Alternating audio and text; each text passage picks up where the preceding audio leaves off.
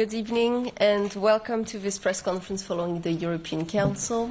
The meeting finished a few minutes ago and I'm very glad to welcome our three speakers, the President of the European Council, Антонио Коста, the President of the European Commission, Ursula von der Leyen, and the Prime Minister of Poland, Donald Tusk. Let me immediately pass the floor to President Costa. Good evening, dear Ursula. Dear Donald, we have concluded the last European Council during the Polish presidency. And Donald, it was a true pleasure and honor to share this first full semester in office with you. Thank you very much for your support. And the motto of your presidency was Security Europe. And you have delivered. Through agreements on strategic files, such as SAFE instrument and the European Defence Industry Programme, through two packages of sanctions against Russia, and you have implemented an ambitious agenda on competitiveness and simplification. For all that, let me say thank you very much. Today we focused on how to ensure a strong position for the European Union on the global stage. First, by working on European defence. Yesterday at NATO, 23 European Union member states decided to spend more. Today, we worked on how to spend better, investing together, more rationally, more efficiently as a team, through aggregation of demand, joint procurement, standardisation and simplification, boosting European research, European industry, European jobs for European security and prosperity. We don't need to replicate the same capabilities in each member state. We don't need to multiply by 27 all our investments in defence. What we need is efficiency and fair burden sharing. What we do need is to build a common European defence system and deters aggression. And we are delivering on a first set of instruments. Joint European investment under the SAFE instrument. Increased national investment through the use of the escape clause in the Stability and Growth Pact. More private investment supported by the European Investment Bank. But this is not the end of the story. We must go further and provide the means to match our ambitions. So, today we have asked the President of the Commission, dear Ursula, and the High Representative to propose a roadmap, including on financing, ahead of our meeting in October. Europe's security is interlinked with Ukraine's security. This is why we continue to push for a just and lasting peace, while paving the way for European Union membership. On this, our objective remains firm and unchanged. The Commission's assessment is clear. Despite incredibly difficult circumstances, the Ukrainian government is carrying out reforms and in impressive pace. So now is the time to intensify our work and advance on the path towards European Union accession. At the same time, we are keeping up the pressure on Russia, and we have adopted 17 packages of sanctions. And the work to deliver a new one, powerful package, is well underway. We have said it along. The full-scale Russian invasion of Ukraine seriously undermines global security and international rules-based order. The respect of international law and the United Nations Charter, which was signed exactly 80 years ago today, has been the foundation of our position on Ukraine. And it's also the foundation of our position on the Middle East. The ceasefire between Israel and Iran is an important step towards restoring stability in the region. Now we need to focus on effective diplomacy. And here Europe has a role to play to ensure in a lasting, sustainable way that Iran is never allowed to acquire a nuclear weapon by fully complying with the Non-Proliferation Treaty. Any overall sustainable peace in the Middle East requires a lasting solution in Gaza. The humanitarian situation there is catastrophic and human rights are being violated. The review of Israel's compliance with our joint association agreement has confirmed this. It is an unacceptable situation. Our foreign ministers will discuss the next steps. In the meantime, we need to engage in a frank dialogue with Israel to get out of this crisis and to change the situation on the ground. And of course, we can never forget that Hamas needs to immediately free the remaining hostage.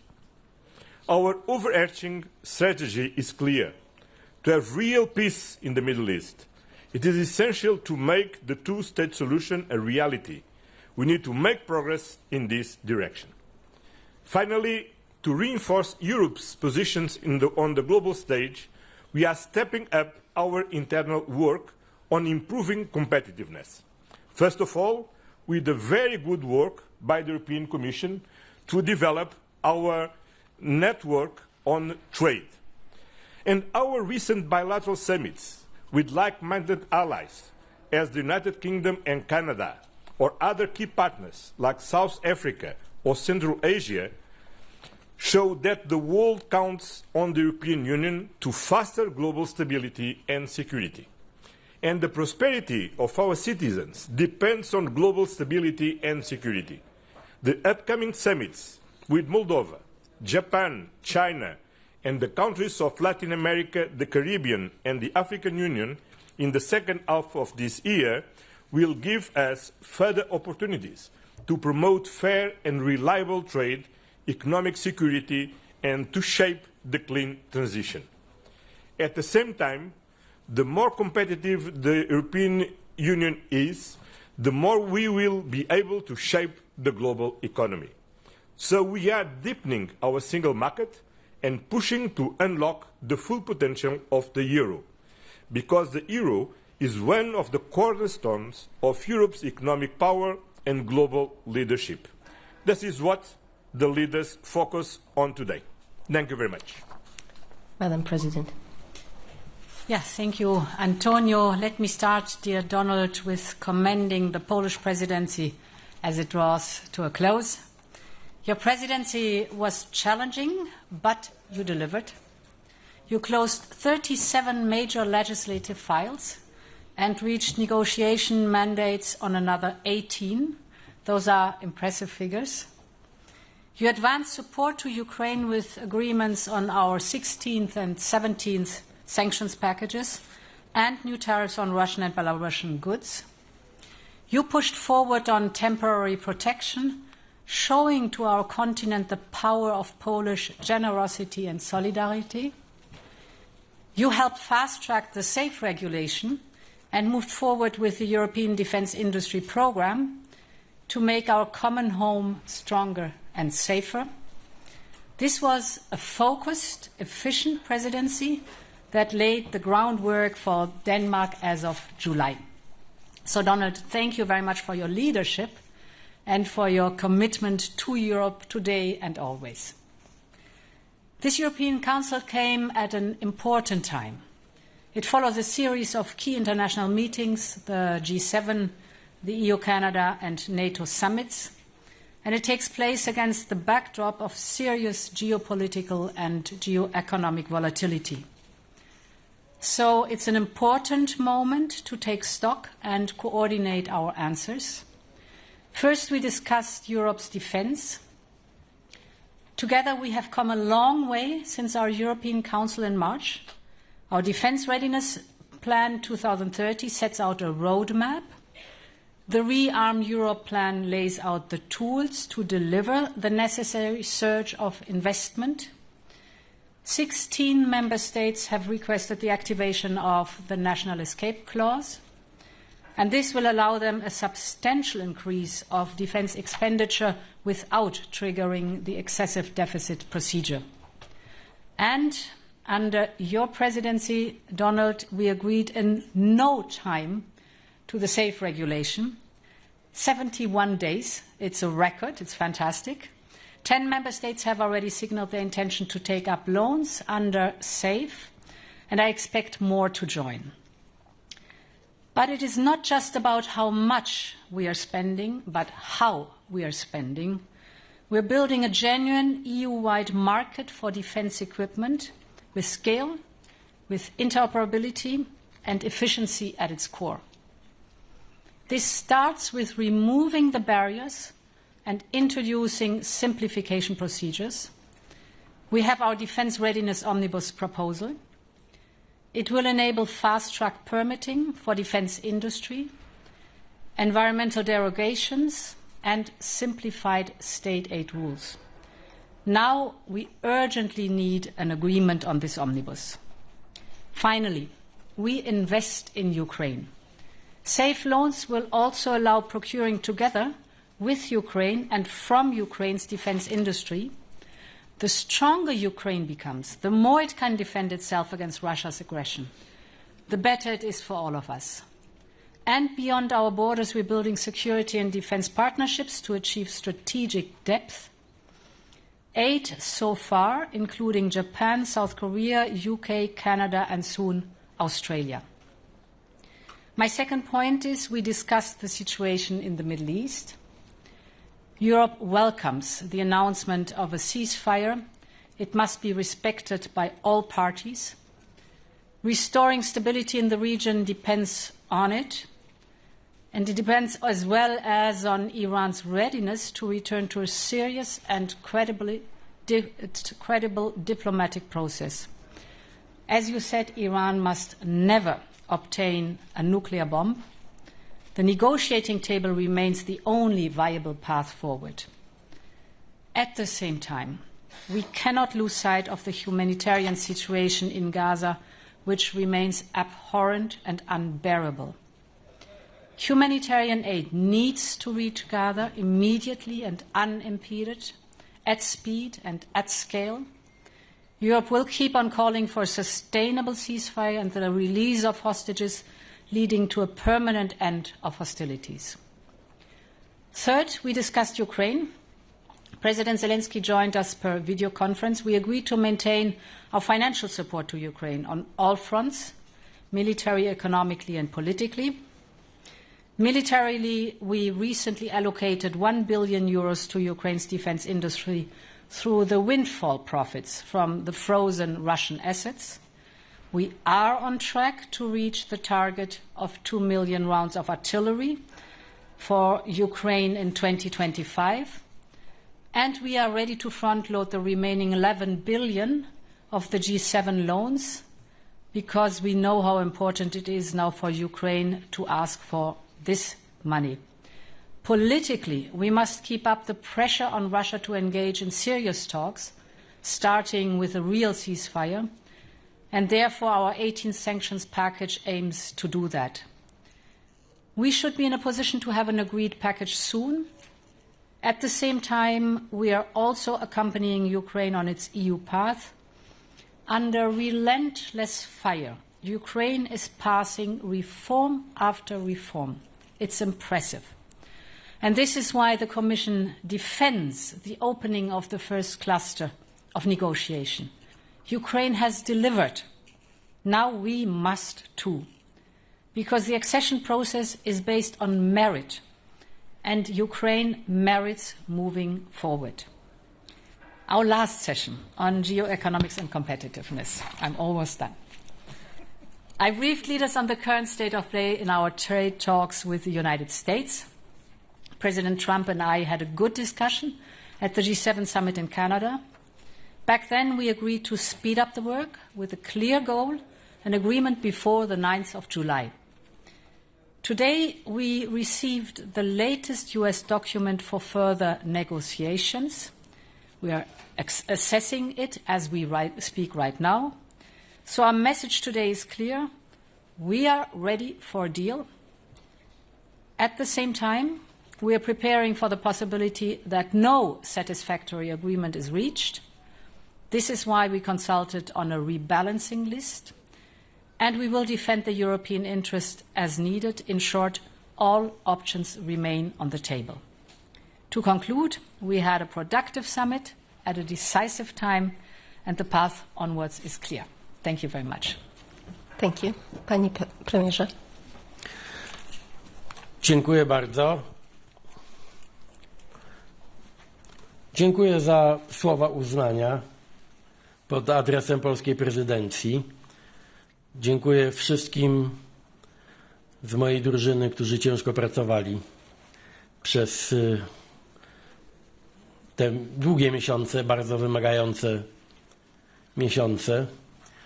Polska przejęła prezydencję w czasie wyjątkowo trudnym. A mimo to postanowiliśmy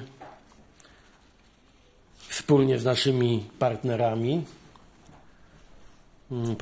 że te 6 miesięcy polskiej prezydencji będą znakiem poważnego przełomu i przebudzenia Europy. I nie przesadzę, kiedy powiem, że Europa się przebudziła. I Europa dzisiaj, i to jest wyraźne w każdym aspekcie, jest gotowa do bardzo poważnego przełomu. Unia Europejska w tych trudnych czasach staje się wspólnotą, która będzie cechowała się nie idealizmem, chociaż ideały pozostają w mocy, nie iluzjami,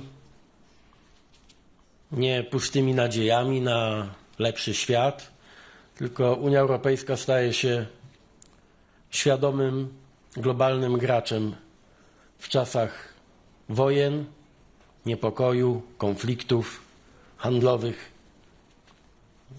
konfliktów, wojny tuż koło naszej granicy. Nasze motto to była Europa bezpieczna i Europa prosta. Prosta, zrozumiała dla ludzi, przyjazna dla ludzi, dla obywateli, dla przedsiębiorców. I chcę, dziękując za Wasze słowa uznania, powiedzieć, że traktujemy te 6 miesięcy jako bardzo udany, ale początek. Myśmy zaczęli tak naprawdę korygować ten paradygmat europejski i nasza robota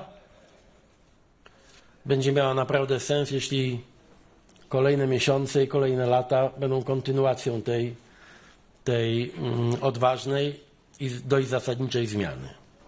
Bezpieczeństwo Europy wiadomo dlaczego, rzecz najważniejsza. Bardzo się cieszę, że nie tylko prezydencja była polska, ale także te ostatnie 2 dni, a więc finał tej prezydencji też był bardzo polski.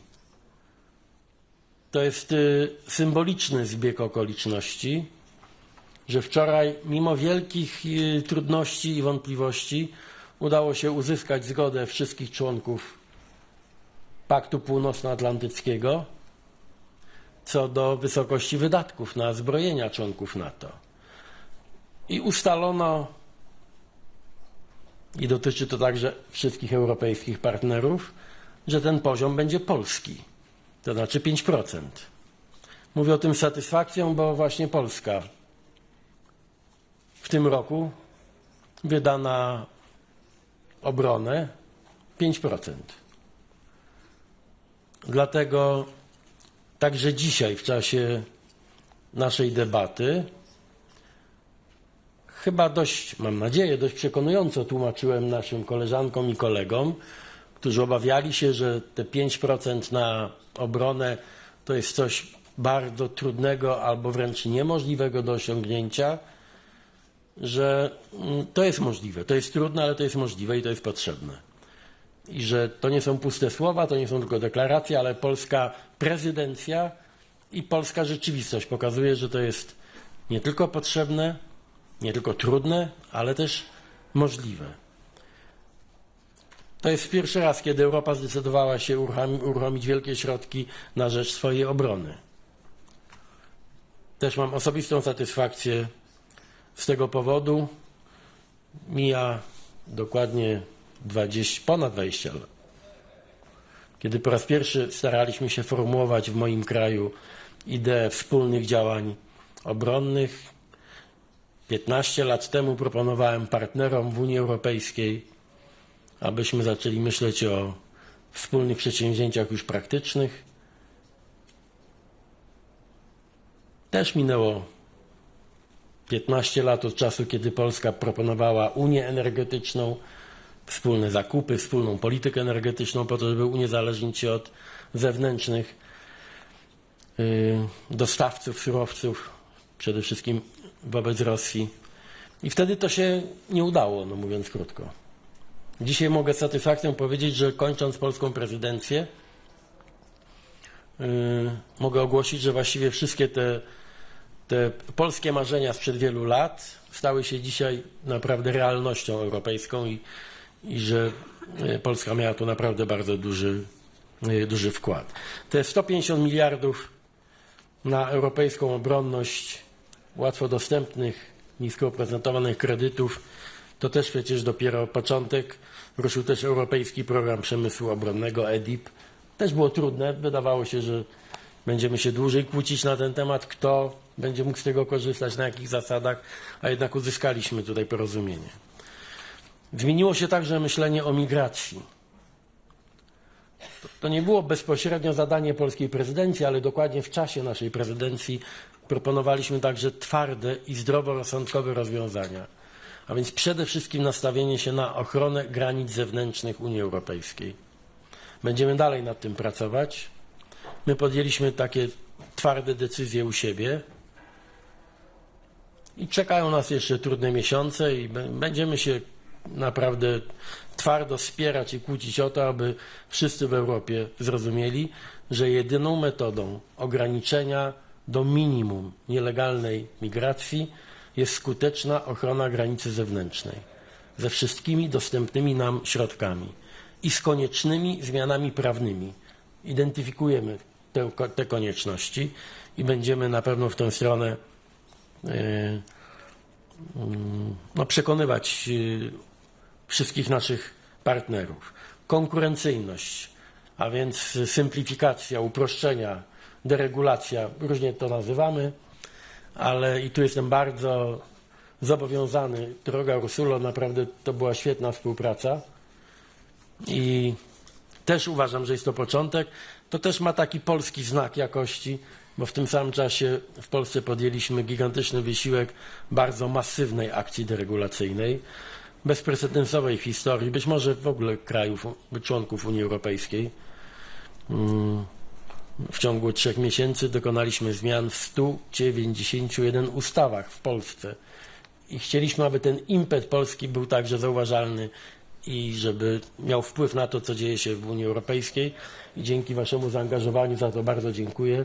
To się stało też rzeczywistością europejską i wszystkie omnibusy, sposób metody, to znaczy metody, jakie przyjęliśmy, metody pracy i taki dobry duch porozumienia, głównie dzięki wam, pozwolił nam rzeczywiście z konkurencyjności i uproszczeń zrobić działanie, a nie tylko hasła i oczekiwania. Co do Ukrainy, wiadomo, polskie stanowisko było zawsze tutaj jasne. No dzisiaj z wielką satysfakcją przyjąłem też tę kolejną decyzję o przedłużeniu sankcji. Zawsze jest taka lekka obawa. Wszyscy wiemy, dlaczego się zawsze mamy powód trochę obawiać, czy będzie jednomyślność na rzecz przedłużenia sankcji. I właściwie zawsze udaje się jednak ją uzyskać. Dzisiaj też się udało. No, mamy jeszcze przed sobą decyzję o 18 pakiecie dodatkowych sankcji. Wczoraj długo rozmawiałem między innymi z prezydentem Zeleńskim, też po jego spotkaniu z prezydentem Trumpem i wszyscy odnieśliśmy wrażenie, że bardziej realna stała się szansa znowu solidarnych akcji Europy i Stanów Zjednoczonych, jeśli chodzi o sankcje, politykę wobec Rosji i wsparcie dla Ukrainy. To też dla mnie bardzo ważny sygnał i taki, może jeszcze na pewno nie happy end, ale taki dobry sygnał na zakończenie polskiej prezydencji, że nasza solidarność z walczącą Ukrainą stała się też normą. Osobiście dla mnie, jestem z Gdańska, Bałtyk jest dla mnie moim morzem, to jest mój dom. Bardzo się cieszę też, że w czasie naszej prezydencji udało się bardzo zintensyfikować współpracę państw bałtyckich i mamy tutaj na uwadze konkretne decyzje, które ograniczą ryzyka związane z tak zwaną flotą cieni.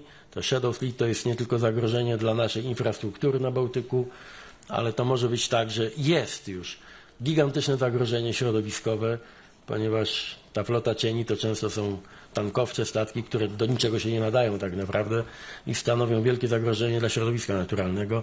Bardzo się cieszę, że udało się zbudować taką determinację i pełną solidarność państw basenu Morza Bałtyckiego i będziemy kontynuować oczywiście naszą pracę w tej kwestii. No, można by pewnie godzinami mówić o tym, co się udało przez te 6 miesięcy. Można by też pewnie przez niezłą godzinę mówić, co nie wyszło. Na tym zakończę. Jestem też bardzo zadowolony z tego, że duńska prezydencja jest zdeterminowana. Enough is enough, you know, it's midnight. Midnight is over. Cieszę się, że pani premier Fredriksen i nasi duńscy przyjaciele są gotowi kontynuować wszystkie te wątki, jakie polska prezydencja zaproponowała Unii i z takim impetem, z taką energią starała się zrealizować. Także jeszcze raz dziękuję za wszystko.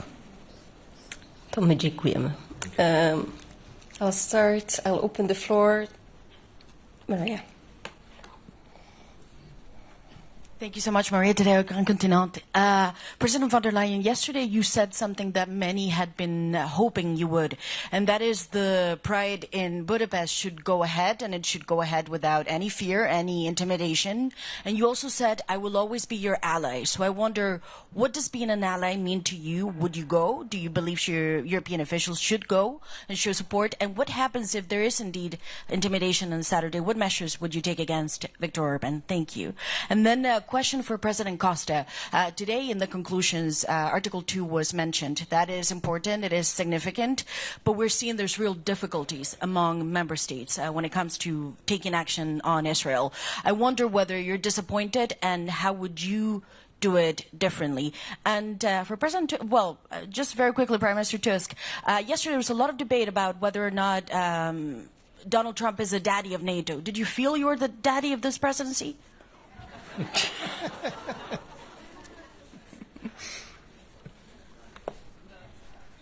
Ladies first. Yeah, thank you. I would like to reiterate my call to the Hungarian authorities to allow the Budapest Pride to go ahead this Saturday. It is important that it goes ahead without fear of any criminal or administrative sanctions against the organizers or participants. The right to gather peacefully is a fundamental right. It must be upheld in all member states. So to criminalize the organization of the Pride or to impose fines on participants would go against everything we believe as a European Union. Our union is one of equality and non-discrimination. These are our core values enshrined in our treaties, and they must be respected at all times across the European Union. On Israel, as you know, Israel is a friend, but with friends we need to be frank and open and clear. We have an association agreement, and in the terms of this association agreement, on Article 2, both parts need to respect some values. Nobody can ignore what we watch on TV and what we read in the press. The humanitarian situation in Gaza is completely unacceptable, and that's the reason because the High Representative asks an assessment in the terms of Article 2 of the Association Agreement. The report is very clear. They are a systematic violation by Israel of human rights in Gaza. We took note of this report, and we tasked the High Representative in the Minister of Foreign Affairs Council take decisions and to approve the next step. In the meantime, we will talk with Israel, and we will repeat again and again that Israel should immediately accept the ceasefire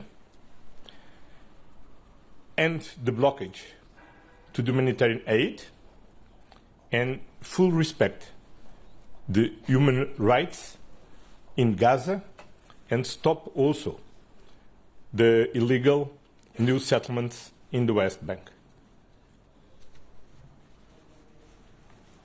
As you know, my name is Donald, and but maybe I will surprise you. But maybe I will surprise you. But my father's name was also Donald. It's enough, I think. It's one daddy is enough for sure. It's especially with the same name. Okay, thank you. The next question will go to Susanna. Thank you, Susana Fresh with SICN Expresso Portugal. President von der Leyen, in Canada recently you said that you're going to look into the humanitarian aid for Gaza, and so far the European Commission, you yourself, you have announced 170 million in humanitarian aid for Gaza. 50 million were announced just in May, so 1 month ago. I would like to understand how much of this has already gone into Gaza. Can you give us a figure, a picture of it?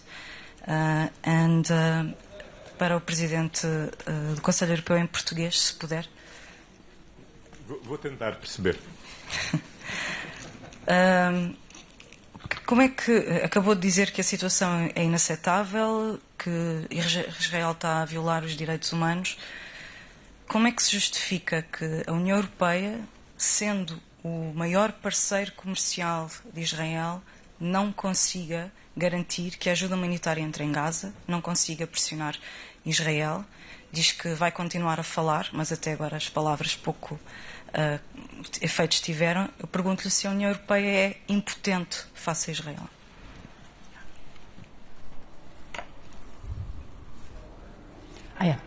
So I cannot give you the exact figure. I can ask the services. Perhaps tomorrow we have this figure, but I don't know it from the top of my head. What I know is that the European Union is the largest provider of humanitarian aid to Gaza. We are the largest provider of support to UNRWA, and we are the largest provider of the support of the Palestinian Authority. So this is what I can tell you, but we will check whether we have a figure. So we all know that humanitarian aid is not going into Gaza. I cannot give you the figure that you asked for, but it is clear that from all the reports and all the pictures that we have, humanitarian aid is not going sufficiently into Gaza, way not sufficiently. Bom, a evolução. Okay, I will answer also in Portuguese, the Portuguese question. A evolução da posição da União Europeia demonstra bem o que tem sido a evolução desta situação. A seguir ao ataque terrorista do Hamas em 8 de outubro, fomos unânimes a condenar imediatamente o ataque e a reconhecer unanimemente o direito de Israel à legítima defesa, incluindo fora do seu próprio território. E durante muitos meses mantivemos este apoio à ação de Israel. Há um momento a partir do qual a situação mudou. Durante algum tempo, tendo a situação mudado, não foi possível a 27 termos um entendimento e uma posição comum sobre o que estava a acontecer em Gaza. Como sabemos, somos uma União plural, onde há diferentes políticas nacionais e diferentes visões nacionais. E devemos respeitá-lo, porque a riqueza da nossa União resulta precisamente dessa diversidade. O que foi acontecendo ao longo dos meses é que se foi tornando cada vez mais insuportável aquilo que todos víamos. E da situação em que não era possível tomar a decisão a 27, passámos à situação em que era possível tomar uma decisão a 27. E a decisão que foi tomada a 27 foi, nos termos do artigo 2º do Acordo de Associação, a alta representante devia apresentar um relatório sobre qual era a situação do respeito pelos direitos humanos em Gaza. E esse facto é muito importante, porque pela primeira vez os 27 decidiram agir e agir nos termos do artigo 2º do Acordo de Associação. Segundo momento importante, o relatório foi feito com dados objetivos por peritos internacionais. E o relatório é muito claro nas suas conclusões. E perante esse relatório, a União não pode ficar impassível. E, portanto, o relatório foi-nos hoje apresentado e aquilo que segue é que, naturalmente, na próxima reunião de ministros dos negócios estrangeiros, o Conselho vai ter que tomar decisões sobre o que fazer. Entretanto, não devemos estar impávidos e devemos dialogar com Israel e confrontar Israel com os dados objetivos do relatório e procurar que Israel faça aquilo que tem que fazer. Aceitar o cessar-fogo, permitir a ajuda humanitária chegue à população de Gaza, assegurar que terminam os novos colonizados ilegais na Cisjordânia. Bom, ao mesmo tempo, continuamos, obviamente, a dizer que o Hamas tem que, de forma incondicional, libertar os reféns. Mas, portanto, nós estamos a agir e estamos a agir nos termos daquilo que é o nosso acordo com Israel. Porque o respeito do direito internacional é respeitar a Carta das Nações Unidas, mas é também respeitar os acordos bilaterais. É isso que estamos a fazer e é no quadro dessa relação bilateral que iremos agir com Israel. Thank you. I'll take a question from Andrzej. Hello, Andrzej Wyrwiński, Polsat News. Mr. President, I have a question about money. Last year, the US spent twice as much as all NATO members combined. 800 million euro is not enough to fill this gap. So, do you have an idea how to fill this gap? Mr. President, do you believe that member countries are ready for honest conversation about when we have to find some savings to deliver our 5% commitment? And panie premierze, pytanie po polsku. Mówił pan dzisiaj o tym, że miał pan wrażenie, że udało się przekonać sojuszników do tego 5% progu. Nie obawia się pan jednak, że mamy powtórkę z historii, czyli z 2%. Wciąż nie wypełniliśmy zobowiązania sprzed ponad 10 lat.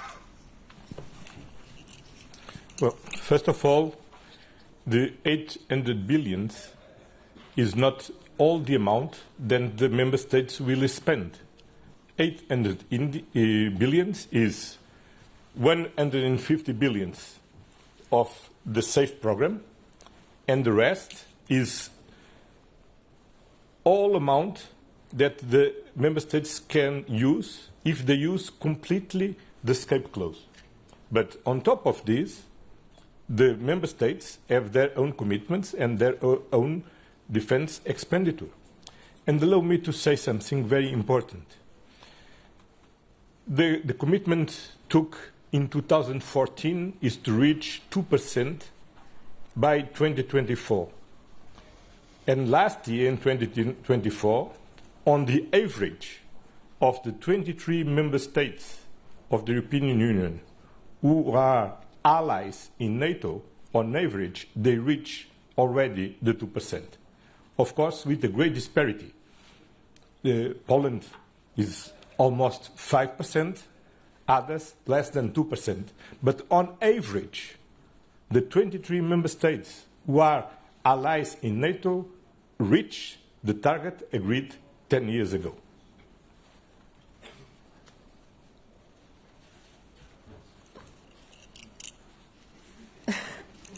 Who next? He asked Mr. President. So, there's a clear distinction.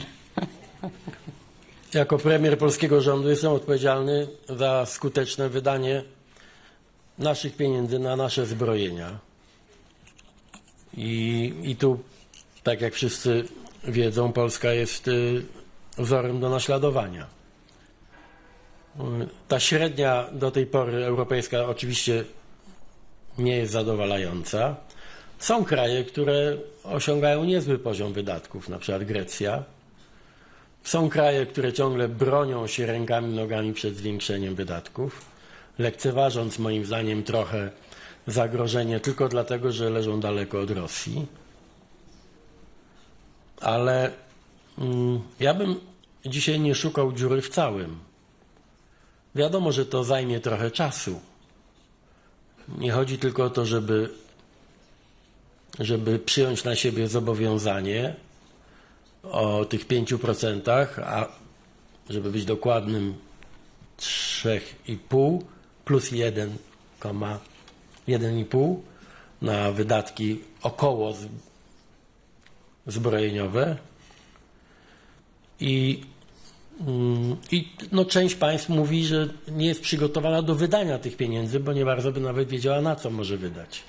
Szczególnie, że w Europie, i to rozumiem, jest ta wielka ochota, aby wydawać europejskie pieniądze na europejską broń, europejskie instalacje, europejskie technologie, tak żeby te pieniądze nie tylko służyły obronności, ale też żeby wpływały na rozwój gospodarczy Europy. Więc ja nie byłem jakoś zdenerwowany czy poirytowany, że nie wszyscy entuzjastycznie podeszli do tej obligacji, do tego zobowiązania na poziomie 5%, ale no wiecie, będziemy się wszyscy nawzajem pilnować.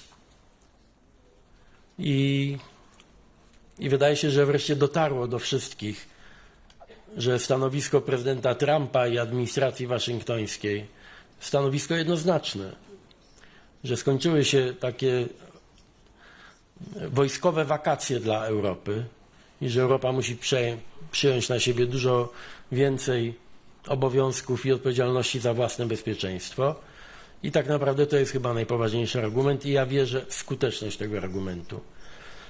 Żyjemy w czasach bardzo poważnych zagrożeń. Europa nie może być bezbronna i wszyscy to chyba już naprawdę zrozumieli.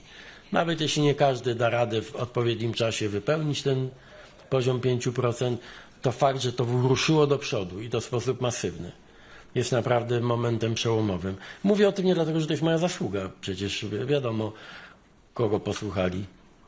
No, mojego imiennika, ale nie...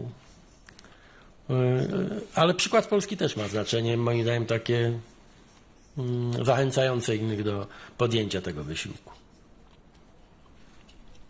I decided to say something. Just perfect, I can continue where you left. For the calculation, I think it's important to know that we have in these 800 billion, 650 billion, the national escape clause, so each member state can use it. And if you calculate this spent over 4 years, together with the 150 billion of safe joint procurement, it's an increase of at least 1.5%. You said rightly so that on average the member states were by 2%. You add the 1.5% potentially for the next 4 years, so you have quite a sum already. I want to emphasize here, and this is even more important, how we spend the money, because it's capability that we need. So if you spend a lot of money on a small amount of capabilities, you have not won a lot. If the industry is really growing at scale, if it is innovative, if we have an industry like in Ukraine, then you get much more capabilities for the same amount of money. And therefore, the SAFE instrument is the important one for the working together, because SAFE means joint procurement. So several member states can join one contract for longer term. For example, to develop an air defense shield for the European Union, or for example, to develop a defense cloud. All things no member state could do on its own, but there needs to be the financial incentive to do it together. And therefore, this combination of you have the national money from the national escape clause, and there's the potential for joint procurement, makes the difference in the approach how we really turn this huge amount of money into capabilities that are needed here. Capabilities, my last sentence on that one, where we align very strongly with the capability gap of NATO, because for me it's important that we're not redundant, but that we are very strongly aligned. Also, this also goes for the norms and standards that NATO has. It is absolute paramount that we are aligned with NATO on that matter. We'll take one final question. Henry. Henry Foy, Financial Times. Madam President, a few moments ago, German Chancellor Friedrich Merz just told reporters that at this council you floated the idea of formulating a European-led WTO, an alternative to the WTO. What? A European alternative to the World Trade Organization. Yes. Can you tell us how that would work, and yes, would the United States of America be invited to participate? And to President Costa and to Prime Minister Tusk, having seen tonight what Donald Trump is offering, do you think that Madame von der Leyen should accept a quick, bad deal, or hold her nerve and get into a possible trade war for a better deal? Thank you. So, I take that part. Yeah. Good luck. We have a good division of labor. Indeed, I presented to the European Council the different possibilities and options that we have now with many other countries that want to do free trade agreements. You're familiar with these. What I also presented is, for me, the most attractive and interesting part is that the CPTPP, so the Asian countries, want to have a structured cooperation with the European Union, and the European Union want the same. And therefore I said that we can think about this as a beginning of redesigning the WTO, of course understanding what should be reformed for the positive in WTO, so not repeating mistakes that might have been done in WTO, but to show to the world that free trade with a large number of countries is possible on a rules-based foundation. And this is a project where I think we should really engage on, because CPTPP and the European Union, this is mighty. So first of all, it's the European Union that has to manage that with CPTPP. As far as I understand, the Americans left at a certain point the CPTPP. Well, about the concrete proposal, as Madam President said, is under a session in the European Commission. Then we cannot, of course, comment this concrete proposal. But what I can say is, look, an agreement is always better than a conflict, and zero tariffs is always better than one tariff.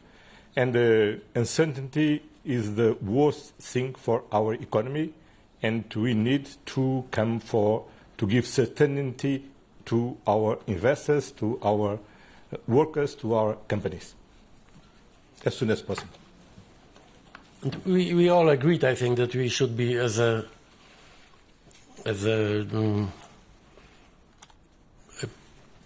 true community. We have to be very innovative if needed, creative, smart, sometimes maybe unpredictable, as our friends from the other side of the Atlantic. And I'm absolutely sure that we know much more and we are much better prepared for discussions and negotiations with our American partners. And I think all of us are aware about this new method, how to negotiate and how to talk about trade and our common relations, with goodwill and with the awareness that the United States is and will be the closest partner, and there's no alternative for transatlantic cooperation. But we have to be similar to our partners in some sense. And if you allow me just to add a phrase, and of course we have full confidence in the ability of the European Commission to lead these negotiations beyond the member states. So thank you. The press conference is over. Yes, of course, with these nice words. Thank you very much. Have a good night.